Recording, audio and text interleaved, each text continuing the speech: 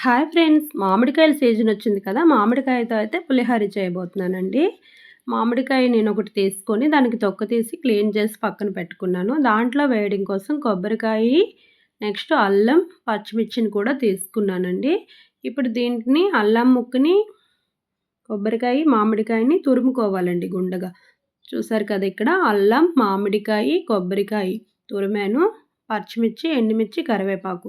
దాంట్లో వేయడం కోసం పోపు దినుసులండి ఇవి.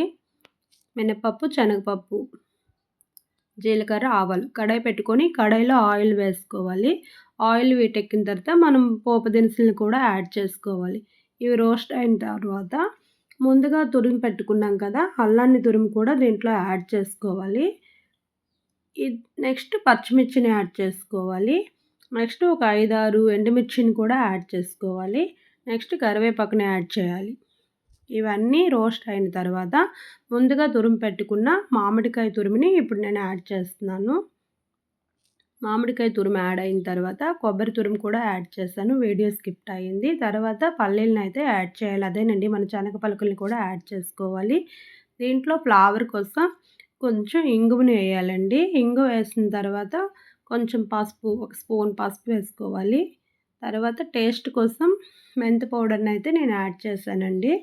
ఇవన్నీ బాగా కలిపేసి దింపే ముందు పచ్చి కరివేపాకు వేసుకొని మొత్తం కలిపి మనం ముందుగా బాయిల్ చేసి పెట్టుకున్న రైస్లో అయితే ఇవి వేయాలి. వేసేసి ఈ ఫ్లేవర్ రైస్కి తగిలేంత వరకు బాగా కలుపుకోవాలి. దాంట్లో పులుపు టేస్ట్ కోసం మనం చింతపండు గుజ్జునైతే పక్కన మరగబెట్టబోతున్నామండి. దాంట్లో ఉప్పుని కూడా టేస్ట్ కోసం యాడ్ చేసుకోవాలి.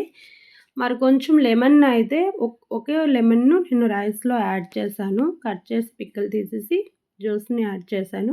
యాడ్ చేసి ఈ పోపు దినుసులు ఫ్లేవర్ రైస్కి పట్టేంత వరకు బాగా కలుపుకోవాలి.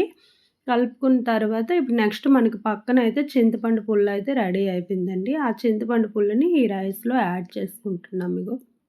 యాడ్ చేసిన తర్వాత ఈ చింతపండు పుల్లంతా రైస్కి పట్టేటట్టుగా బాగా కలుపుకోవాలి. మామిడికాయ పులిహోర అయితే రెడీ అయిపోయిందండి ఇక్కడ. ఈరోజైతే ఒక స్పెషల్ డే అండి. ఫస్ట్ టైం నేను ఒక్కదాన్నే ఆ స్పెషల్ డే గడిపాను. అందుకోసం నేను ఏం స్పెషల్ వంటలైతే చేయలేదు. పులిహోర చేసేసి దేవునికి నైవేద్యంగా పెట్టేసి నేనైతే పులిహోరని టేస్ట్ చేయబోతున్నాను. చాలా అంటే చాలా బాగా వచ్చిందండి. ఒకసారి ఈ స్టైల్‌లో మీరు ఇంట్లో